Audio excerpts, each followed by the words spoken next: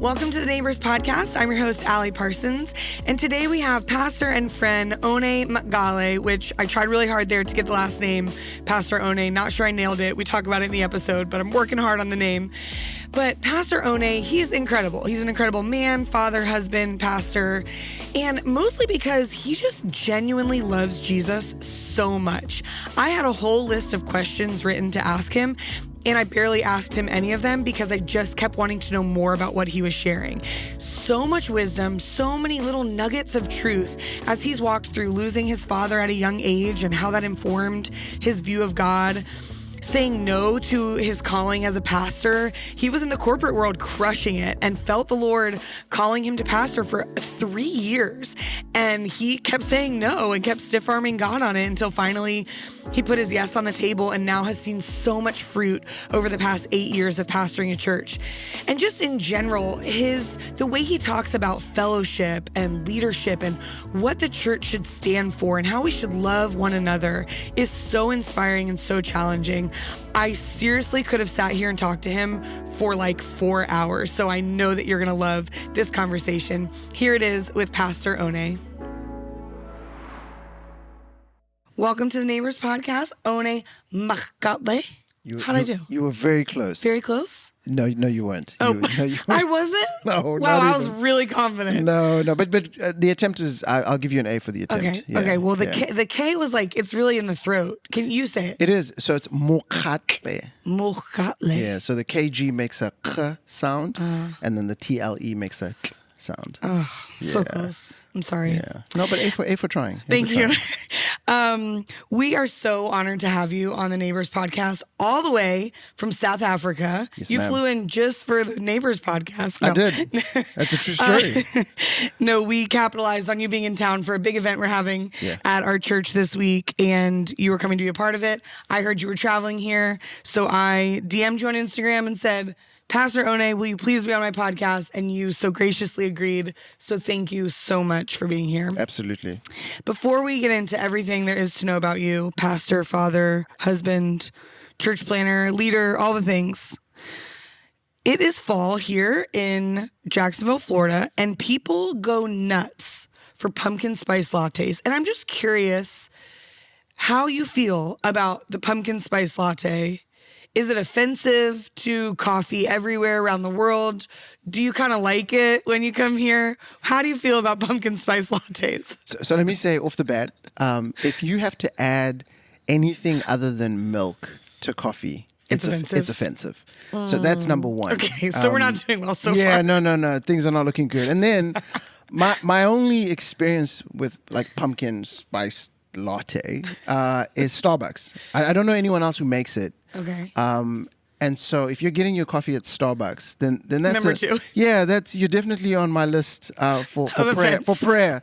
For prayer. The Lord needs to intervene. No, but I'm not a huge fan. So, but I What hear about people love pumpkin it. in general? Yeah, also not a huge fan. Is that a thing in South Africa? It is. Okay. Yeah, we have pumpkins. Okay. But I'm more of pumpkins. a butternut guy. More of a butternut squash guy? Yeah, that's me. Okay, there is a local coffee shop that does a butternut squash latte because they don't want to be like Starbucks. So they've now done a butternut squash. I know you don't want to add anything to your coffee, but maybe it would be your vibe if you're more of a butternut guy. You know what I'll do? I'll try it. Okay. I'll tell you where it is after the Thank episode. Okay, so we were talking right before this about you did not set out to be a pastor. You are currently a pastor in South Africa of an amazing church called Rooted Fellowship. But that is not what you were trained or set out to do. Nope. So tell us how you got to becoming a pastor and what you did before that. Yeah, well, let's take a couple steps back. Okay. So I am actually originally not from South Africa. So I'm from a country north of South Africa called Botswana. It's a small country. When I say small in terms of population, we're small, but we're fairly large in terms of geography. And I came to South Africa, or moved to South Africa, because my parents wanted me to go to a boarding school. So that's how I ended up in South Africa. So my whole high school was basically in South Africa, and then went to university, I guess what you guys would call college over here. I didn't grow up in the church. Probably count on one hand the amount of times we went to church. So I knew very, very little other than, the Bible stories and about Jesus. And then in high school, when I was at boarding school, my dad passed away. So he died when I was at the age of 13. And that wrecked me. For a guy who had never really gone through anything traumatic, to have that be the first big thing was huge. And I would say that moved me further away. So I went from knowing very little to actually wanting nothing to do with Jesus. Yeah. And that's because, when things like that happen, folks come and they go, hey, Jesus still loves you and God is still in control. And I'm like, there's a plan for your life. Yeah. You're like, that's not helpful. Well, he doesn't feel very loving at the moment, and he doesn't feel like he's in control. Yeah. So I became the guy that wanted nothing to do with Jesus. In fact, I would make fun of Christians. And then I found myself in a Bible study. I was there for the wrong reasons, and I don't know if you want to get into that or not. And but that night, I clearly heard the gospel for the first time. Wow! And it was this guy who was leading this Bible study was talking about Jesus in a way I'd never heard before. And you were how old at this point? I was 19. Okay, so your dad passed away at 13. You said. Mm-hmm. Okay, so this is 6 years of not into God, making fun of Christians, and now we're at 19. Okay. Yeah. And I was searching. Sure. I just didn't want Jesus. And so anyway, I hear the gospel. I go back to my room. So this was off campus. I go back to my room and I find a Christian on our corridor and I say, hey, I think I want to become a Christian. He hands me his Bible and he says, go read the book of Romans. I later found out that, because you wouldn't give someone who's searching like the book of, it's a great heavy book, but lot to unpack there. I later found out that he gave me his Bible and told me to go read Romans because he was actually just trying to get rid of me. Because again, I was the guy that was making fun of Christians. So he thought, oh, here he is again trying to make fun of Christians. I'm trying to study. So he gives me his Bible. I go to my room. I go to the table of contents. I have no idea where the book of Romans is, and I flip over to Romans, start at chapter 1, start reading, get to Romans chapter 10, and then verse 9 and 10. And there Paul writes, if you confess that Jesus is Lord, and you believe that God raised him from the dead, you will be saved. And I said, well, I'm confessing and I'm believing. Wow. And became a Christian that night. And then we can fast forward, but basically got, plugged into a campus ministry, was discipled through them. That's how I met my wife. Graduated. Which her name is Confidence, by the way, which is the most incredible name of all time. And she fits her name 100% so perfectly. Yeah. I adore her. No, okay. she's amazing. She's amazing. So I graduated with a corporate law degree, but decided not to practice. I ended up working for the campus ministry for a couple of years, for about 4 years, and then transitioned out of that because I knew I didn't want to do that forever. I just felt like when I was graduating, I was like, man, I'm still young. I could do this. I could live off a little bit because campus ministry is not where you're going to make serious cash. Right. Shocking. And so I decided to do that. But then when my season ended, I went into corporate, which I absolutely loved. And that was it. I was like, this is what I'm going to do. I'm going to love the church. I'm going to serve in the local church, but I'm going to be in the corporate space. And I'd met a couple of guys who had planted a church in our city a couple of years before, and we became good friends. And they kept saying, "Oh, I think you should plant a church." And I kept going, "Nah, that's not me. That's not what I'm into. I don't want to be in full-time kind of ministry." And I'm good. I love what I'm doing. Yeah, it's great. I love waking up early, getting on the train, going to the office. This is great. And they went on for about 3 years saying, "Hey, you should seriously plant a church." And I kept saying no. And then eventually they sat me down one day. On my way to work, they said, let's grab breakfast. So I did. And they said, look, we really think you should plant a church. And so we're going to create a church planting residency at our church. And we want you to come do it for 2 years. But here's the thing. Before you say no, come do it for a year. And if it doesn't work out, then you're free to go. Yeah. That was the hook. So I went back home and I said to my wife, hey, what do you think about this? And she was also not into it, but she went, you know what? We keep talking about wanting to see a church that was reflective of its context, a church that you can invite your non-Christian friends, because you talk about this all the time, and particularly a church that you could invite your brother, my younger brother, who wasn't and still isn't a Christian, but things are moving forward and I can see God at work. And she said, well, listen, either we go do this or you stop complaining about this. Right? This is confidence. Amazing. And I went, you know what? Okay, cool. Let's do this then. So did the residency. So resigned, jumped in, did the 2-year residency, and then planted out. Yeah. Can I ask you, so for 3 years you said no. Yeah. And I don't know, I feel like that's so relatable for people listening, that maybe someone is speaking an idea or speaking something that they just feel like the Lord is leading over them, and they just keep saying no and keep saying no. Yeah. Looking back, what would you encourage that person with or challenge them with if they're continually seeing something pop up that smells and looks a lot like Jesus, but they keep kind of pushing it away? What encouragement would you have for them? Yeah, I'm paraphrasing, but Solomon says this in Ecclesiastes. He says, he's talking to young men, but I think just to anyone, have a go. Have a go. And I think I kind of wish back then that there was someone saying, hey, I know it doesn't look like everything is going to come together. You can't right now cross every T, dot every I. Because that's the real issue. Is we want to be in control. We want to be able to go, okay, if I'm going to step into this, I know that everything is going to kind of align. Everything's going to be in place. And that's just not the reality. Right. God doesn't work like that. God calls us to take steps of obedience in faith.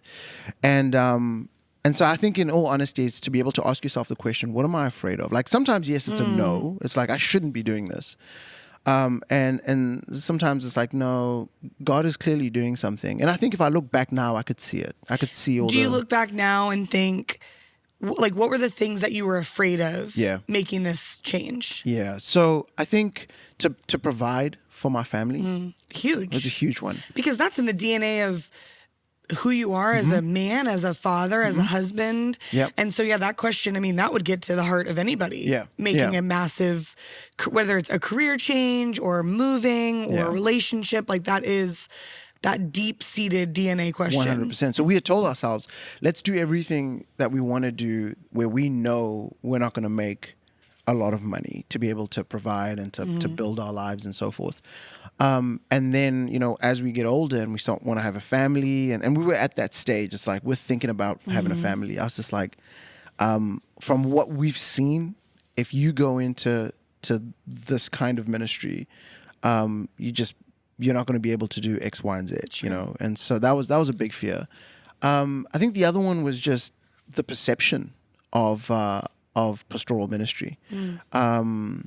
It's just, it was like, how do I say this in the most loving way? Like, they're just sometimes not the coolest people, And yes, and I think I just like, I don't want that. Like, I know that I can still share my faith, make disciples, serve in the local church. Right. I don't have to be in full-time ministry. I don't have to be in pastoral ministry to be able to do these things. Right. So that was another kind of like, I don't know if I want to do this. Yeah. So now you've been pastoring this church for how many years? 8 years. We just turned 8. Wow. Yeah. Happy birthday. Thank 8 you. years. That's Thank incredible. So what have you learned in your time now? Like, I mean, I'm sure there's so much to break down, but what are some big things you've learned now over 8 years stepping into this that God has called you to? What are some of the big things that you've learned? Wow. Where does one begin? I know. I've learned a ton. I think the probably the biggest one is that God loves us more than we could ever imagine. And I think the real issue is often when you don't want to take that step, you're almost going, God, I don't think you understand. Like, we'd never say that, right? Like, I say this to people all the time. I'm like, yeah, I know you never say that like vocally. That would never probably come out of your mouth, but your heart is communicating that. Is that, God, no, I don't think you love my kids more than I do. You know what I mean? I don't think you understand the situation more than I do. And I've learned that like, well, God is sitting on his throne fully in control. And if I truly believe that, like, it changes everything. So that's been the biggest thing. A friend of mine said this: if God invites you to a restaurant, he's going to pay for it. You don't need to be digging in your pockets trying to find change to be like, can I afford this? You don't have to look on the menu trying to find the cheapest thing. It's like, no. God invited you to the table. Wow. He's going to pay for it. I love that. And that's changed kind of a lot I think. Sure, so much freedom in that. Yeah, it's unbelievable. Because then you just can operate in, okay, I know God's placed me here. Yep. So now I can do what I need to do and know that he's going to take care of all the rest. Yep. It's so funny you said that about with your kids specifically, like, do you love my kids more than I do? That was like the biggest parenting lesson I learned, which is a little off topic from what we're talking about, but it wrecked my world. Our daughter, she was born with bit of a health condition in her kidney, and she had some urinary tract infections when she was a really small baby. Yeah. They were very scary. She had to be hospitalized, and she ended up needing to get surgery. And I was actually talking to Pastor Joby, your friend, my friend and pastor. Great man. And we were actually on his podcast, so it was very public. And I talked about how, as a parent, I was struggling with the idol of information. And I wanted to research everything for my daughter and all of her health things and all this stuff. And he said that that's not the real idol in your life. That's the enemy. He wants to keep you up here, the idol of information.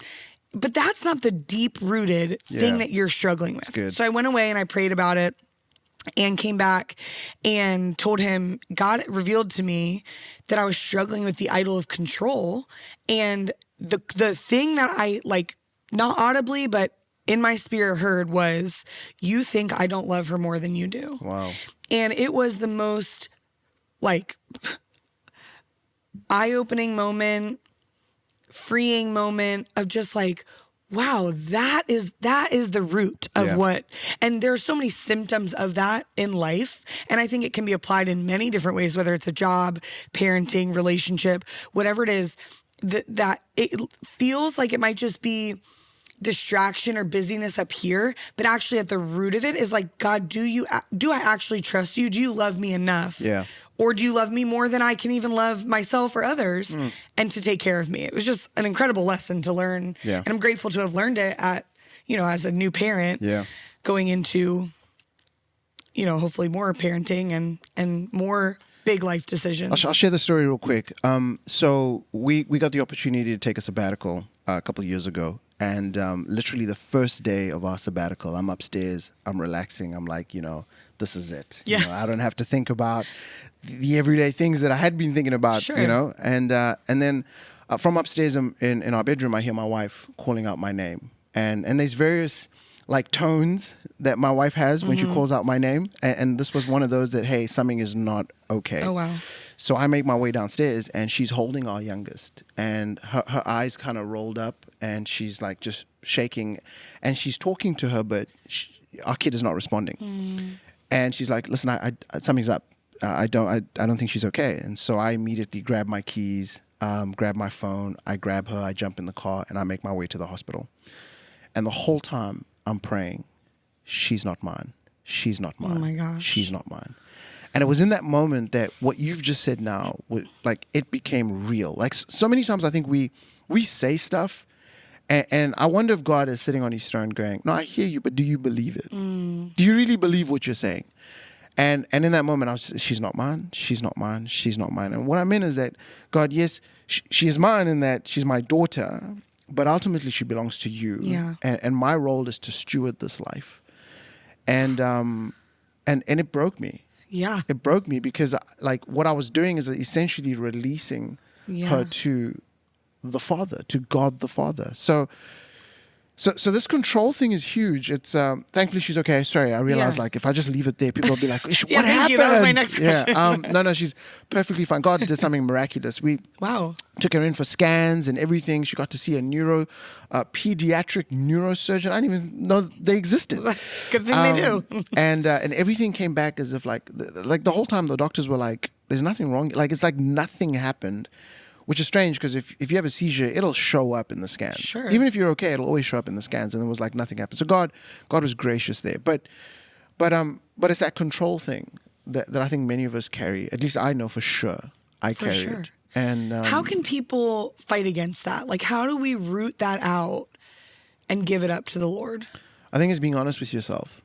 You are not the master of your own destiny. You are not on the throne as much as you think you are. Like we carry amazing titles. We have amazing accolades. I mean, I get the privilege of pastoring a church that is highly competent, that is highly educated, both informal and formal education. But I mean, there's so many PhDs in there, there are master's degrees.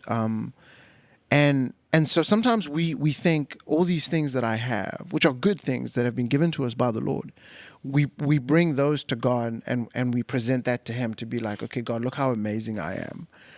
Therefore, ... And God goes, no, like it's me. And so I think I think when we do that, when we go, okay, hold on, I may have all these things, but in reality, God, you're the one that gave them to me. You gave me the brain that I have to do all these things, or the physical abilities to do these things. I think we humble ourselves in that way, because in the same way that those things are given, they can disappear. So I think if you live with that kind of posture, it'll humble you for sure, and it keeps me on my knees. Well, and this all started with the lesson that you've learned from pastoring the church, which was how much, like, the lesson you've learned is how much God loves you, which is so beautiful, because you could have said so many other things first. You could have said the lessons you've learned about leadership and leading people and the systems. And I mean, we even talked before this, like, your brain works in an operational, systematic way.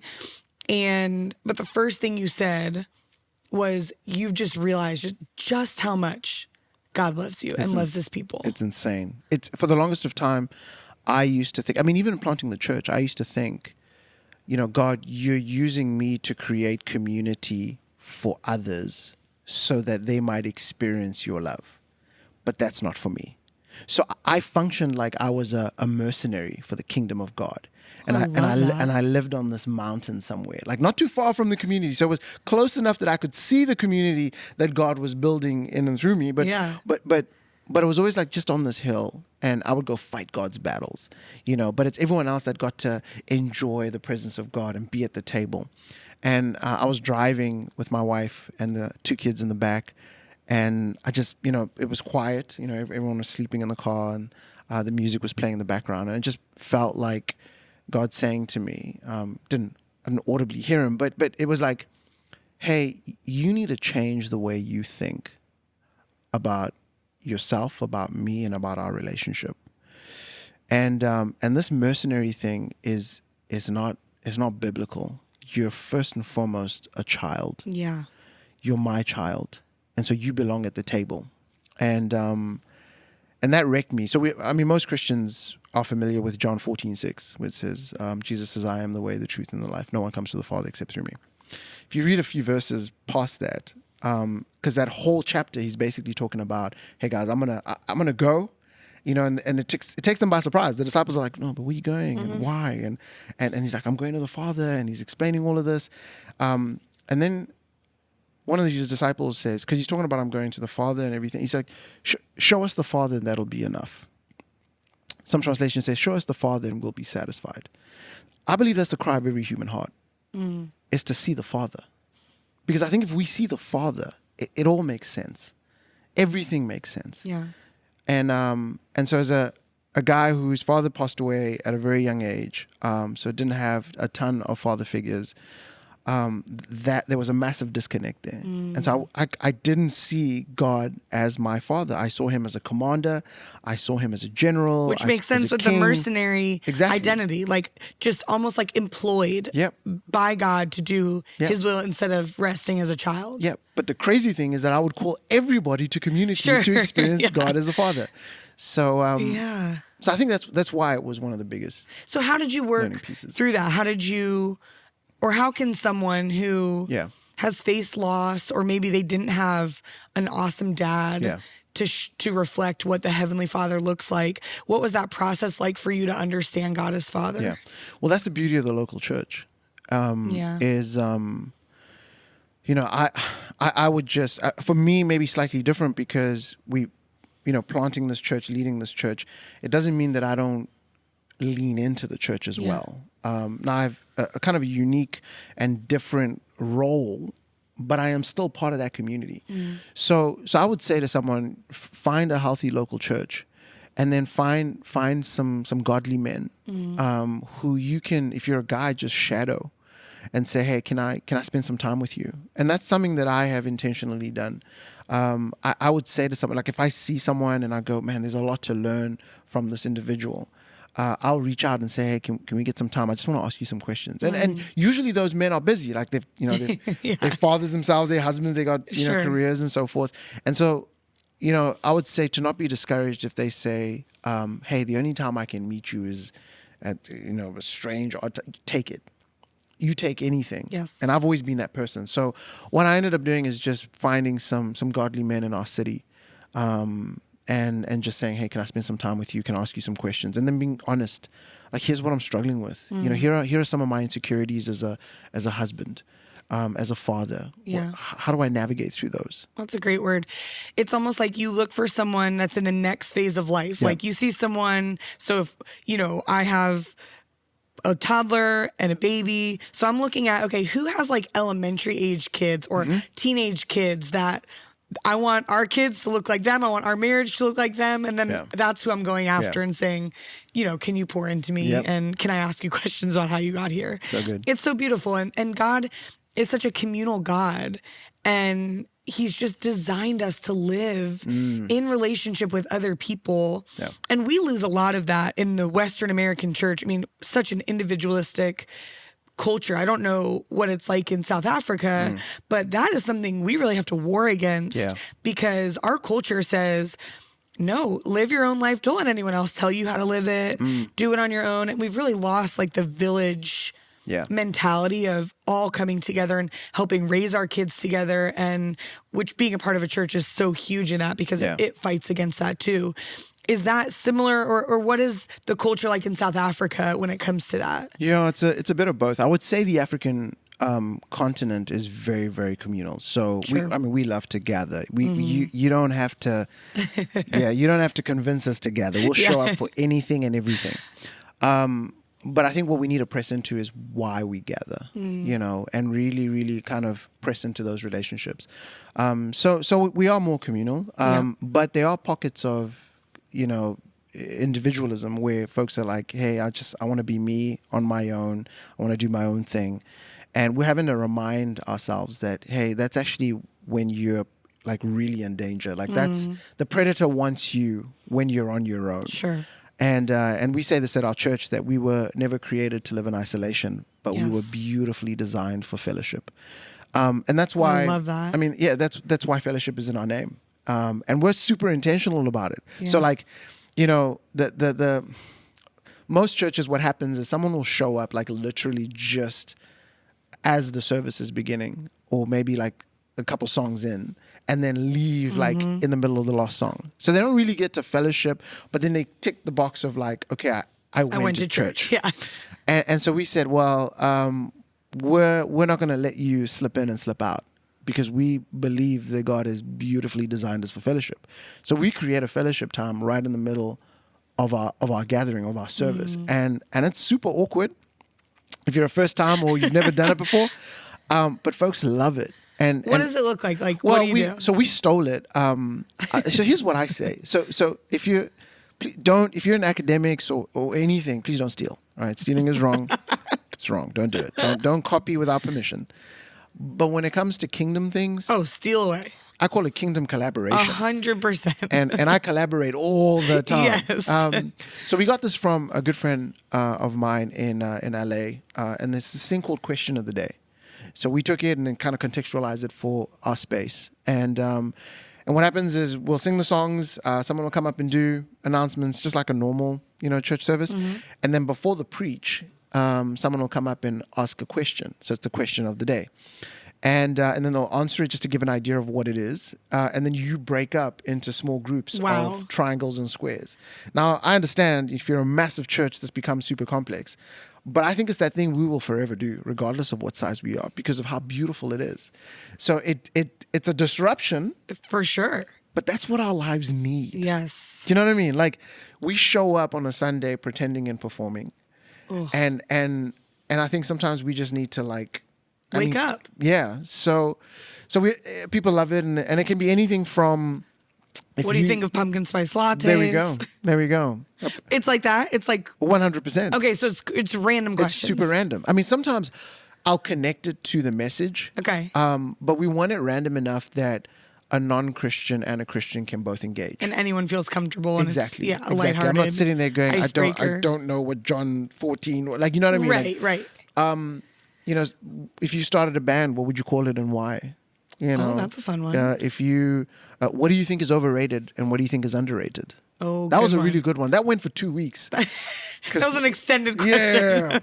And then what I do is, everyone goes back into like their normal seating, and then I'll take like 3 or 4 questions from the floor. Like, hey, what did you say? And they'll share it in a mic, and we'll interact, and it's a lot of fun. Wow, that is so cool. Has anyone ever said anything that you're like, oh, well, shouldn't have given them the mic? All of the time. There's a few people when like you see them put their hands up and you go, okay, No. Holy Spirit, lead me here to be able to engage. But I love it because it's real and it's raw. Sure. And that's community. Like, that's us. Like, hey, I don't have everything together all the time. Like, there's some days where I'm like, my life sucks. Yeah. And so what am I supposed to do with that? And I'm sure it breaks down some walls that people are walking in with and opens them up to then for you to preach and open the word. It's just the soil has been softened. It's a different because they've environment. been opened up. Yeah. It's That's a completely incredible. different environment. I love that. So community. I cannot stress it enough. An intentional community. Yeah. Because you're right that there is a difference between just gathering to hang out and intentional gathering. So how can people push from hanging out, just gathering, to intentional fellowship? Yeah, that's a really good question. So I would say, you want to press in such a way that you're pointing people to Jesus. And that's going to look different depending on the group, depending on the individual, where they are on their walk and their journey. But at the end, you're going, hey, I want you to see Jesus. Like, I'm doing this because I really want you to see Jesus, because that will radically change your life. And so that doesn't mean that like we show up and it becomes like a theological class or a theological debate. Right. Like, we're not doing that. But at the same time, it's not just another book club. So the intentionality is to go, how can I get you to see Jesus in your marriage, in your parenting, at school, in your trauma, in all of life. And I think it's being real. So I say this to leaders all the time. The way that you engage people is how they're going to respond back to you. And so if you're going to pretend and perform, then they're going to go, oh, that's what we do here? Cool. I can also pretend and perform. But if you're going to be honest and go, hey, here's what's going on, one of the hardest things for me as a leader is to stand up on a Sunday and I go, if these folks really knew what was going on in my life, would they still come? And I think a lot of leaders, they go, they wouldn't, and so I'm not going to do it. And so when things do eventually come out, that's why we're all shocked, because we're like, but I thought you had it all together. Yeah. But I think if you're using wisdom, like, you can't be out there just saying everything to everyone. Just airing all your sins. But creating those pockets where you're like, because I'm really having a tough week and I don't want to do this, Yeah. And then having people point me to Jesus to go, hey, I get you. Jesus is not afraid of our doubt. He's not afraid of our questions. He's not afraid of our trauma. He wants us to cry out to him, draw near to God and he will draw near to you. And you're right that it invites people in to then model that behavior. Like, they see you being okay, not being okay.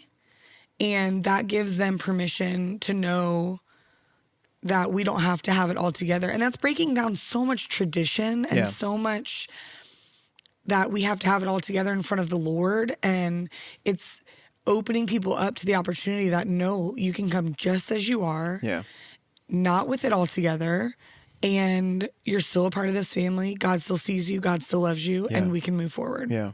That's so good. It's been really challenging because, if you take our particular context of South Africa, if you know a little bit of the history of South Africa, for a long time, we were under the unjust law of apartheid. I think you would pronounce it apartheid, which is super cool. And that's basically segregating people by the color of their skin and then denying the majority economic opportunities, adequate health care, things like that. And so you have that for such a long time, almost 50 years. And then 1994, so it's very recent. Yeah. So 1994, we have kind of our first democratic elections where everybody's vote counts, and kind of ushered in this new democracy. And while it looks great on paper and you can get some really cool hashtags, the reality is people, they may be sitting next to each other, of different color, different ethnicity, different cultures and so forth, but they're not actually doing community together. So while you may have proximity, you are lacking propinquity. And yes, that is a very real word. I was going to say, tell me about this word. So propinquity is basically like proximity. So we're close physically, but propinquity says that there's a closeness of mind, of heart, of, you know what I mean? And I would throw in there like our soul, like spirit, And so I just went, the church should be leading in this because we get it. And what's happened is the church kind of is on the back foot. The church goes, we're going to wait and see what the government decides, and then we'll do that. And that's a bare minimum approach. Sure. And so I just, you read the scriptures and you see folks from different backgrounds. Like God has always had the nations on his heart. For always. Sure. Yes, he starts with a particular group, but he's going, guys, the nations, the nations, the nations. And so as we think about community, you're having to press into a lot of things, and there's a lot of other things that you need to kind of get out the way. You're not saying they're not important, but you're saying no. They don't rank first. You know what I mean? There's an order to this, and so navigating through that in our context, trying to build this community that reflects its context has not been the simplest thing. Yeah, that is definitely a unique challenge. When segregation ends legally, it doesn't mean it ends pragmatically. Yeah. And the church should absolutely be at the forefront of that. Yeah. And you bring up, which I want to talk about, because you lead, which you're so humble and you haven't even mentioned this, but you lead the entire continent of Africa, the network of churches in Acts 29, which is incredible. And a global mindset is so important. And a shadow of being a part of the Western American church is we can easily not have forefront of mind our global friends and the churches, how the church, the big C church, is on the move around the world. And so would you just key us in, like, how is the church in Africa on the move that you see all over the continent? You get to lead so many pastors, so many church planners. What are you seeing that it would be good for most of our listeners who are, living in their American normal, and what would be good for them to know? Well, I get excited as I travel across the continent of Africa to see all that God is doing. So even for me, like, I live on the continent, and every time I go somewhere, I'm like, oh, I had no idea that this was happening. Oh, wow. Just because they don't make it on social media or they're not, on Christianity Today or whatever. But God is working through men and women in various places and in various ways. And so when you think of the continent of Africa, huge. The maps that we're given are not helpful. The sheer size of Africa, you could fit all of China, all of India, all of America, all of Eastern Europe, Italy, France. Like that's how big it is. 54 countries, over 3,000 ethnicities, 6 time zones. So it's colossal. And but as I make my way through the continent and really just wanting to serve, that's my approach, is to say, how can I come and serve? How can I learn as well? God is at work.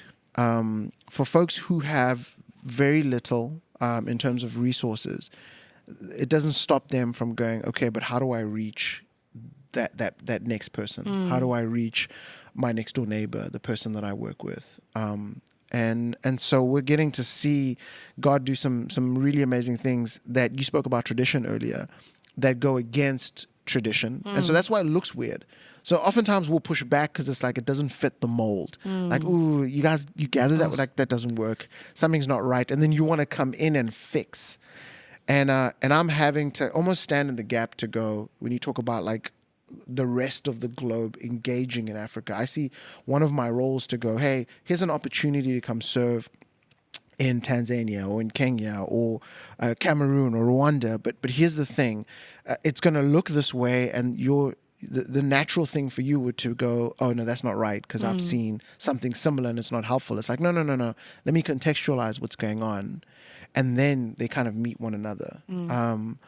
I think this is happening not just in Africa, but in the Southern Hemisphere. It's where you have a large population of people. So Africa has about 17% of the population of the world living there. It's very significant, yeah. And rapidly growing. I think they say by 2050, the 5 biggest cities in the world will be in Africa. Wow. So there's a huge number of people interacting with one another. And when that happens, and the gospel is at the center of that, you're seeing the creation of these new, beautiful things, these beautiful communities, but all kind of unified by the gospel. So I'm excited about that. And I really think, for a long time, Africa was referred to as the dark continent. I really think God's going to do some things, and he's already doing them, where it's going to be amazing to see the spread of the gospel on our continent, but then beyond our continent. And you're already starting to see that. Like you'll see in France how a lot of the churches that are going through revitalization are being led by West African French-speaking people. Wow. You know what I mean? Because God is moving Very in cool. the continent, and it's like Overflowing. now we become missionaries to the Yeah. rest of the world, whereas before we've always been receiving. Yeah. So I'm excited about that, and with that comes strategies and structures and the way that we do things. Yep. I think there's a massive opportunity for churches outside of the continent to learn as we are learning from you guys. Yeah. Amazing. Okay, last question. Yep. I normally ask people what they're loving right now, but one thing that I know about you is that you like comic books. Ooh, 100%. Which this is very new for me. I know nothing about comic books. And you even wrote that you see the gospel through comic books. So please enlighten us. Are you being serious when you say you know nothing about comic books? Other than that they exist. I am deeply concerned. No, so I grew up on comic books. Okay. I'm actually an introvert who's learned to navigate the world around me. But for the longest of time, We could do a whole podcast episode do you know on what I that. mean? Welcome to my marriage. No, and so I just grew up reading comic books, and I fell in love with Batman. I really did. And but I love all the superheroes, but that's my guy. That's your guy. And it's interesting, like the way that they were written back in the day and then how they're being retold today is really fascinating, because it actually shows us, I would say this, it is a world of, back in the day, it was pretending and performing. So they let me give you an example. Superman, when I grew up, when I read the comics, his only weakness was kryptonite, right? Because he's from the planet Krypton, and when he's outside of that, it's a whole thing. But just know that's... We don't have time to get into the entire character. But that was his only weakness, you know? Right. It's like he could do anything and everything, but you get like Kryptonian close to it, it's like, ooh, he's dying. Okay. If you watch the most recent Superman, yes, that's still a weakness, so they don't want to completely change, the original story. But now he's wrestling with identity. He's wrestling with fatherhood. Like he's got these two dads. The one died when his planet was destroyed, and then his other dad died when he was just navigating through life, and so that changes him. So he's having to deal with that. What does it mean to belong? So that's another massive one. And so I'll tell that story. Lots of biblical principles here, yeah. And I'll go, hey guys, let me tell you about Superman. All of you want to be Superman. You want to put on your cape and hope no one recognizes you and show up and be amazing. But the reality is, deep inside, you're going through a lot. Wow. So there's that. Batman is, you want to talk about self-righteousness. Here's this guy trying to do good and thinking, here's how I'm going to do it, my own way, my own plans. And I think it just takes him further down the hole, because he is more alone than ever. He's more isolated than ever. It just feels like there's this darkness that's over him. And so we talk about that. One more, I'll give you one more. For all the Marvel guys, because I'm a DC guy. Okay. But here's one for Marvel. I find it interesting that, the casting of Iron Man, and that's Robert Downey Jr., right? So he's incredible in the role. But when he stepped into that role, he was going through a lot. He battled with is it alcoholism? Is that how you say it in English? There we go. Just a lot. And so they took a chance on him. And what ends up happening is this incredible redemption story of this guy that was in and out of court. His life was falling apart. No one wanted to hire him. and they go, hey man, why don't you come step into this role as Iron Man and let's see what happens. And so like I'll often tell the story of like, hey, this is what God wants to do with you. You know what I mean? Like he wants to take you from this life that you used to live, and you could be potentially become Iron Man. But I mean, obviously you won't become Iron Man. But yeah. So I like reading that kind of stuff, and I see more than just like a superhero story. I go, this is us writing this thing that we're searching for. You know what I mean? Like we're C.S. Lewis talks about it all the time. It's like, you know, any great story, if you look at it, you'll actually see elements of the gospel. Whether it's a love story, whether it's a story of being saved, whether it's a great kind of romance, whatever it is, like if you look closely, you'll see like we're writing what we're searching for.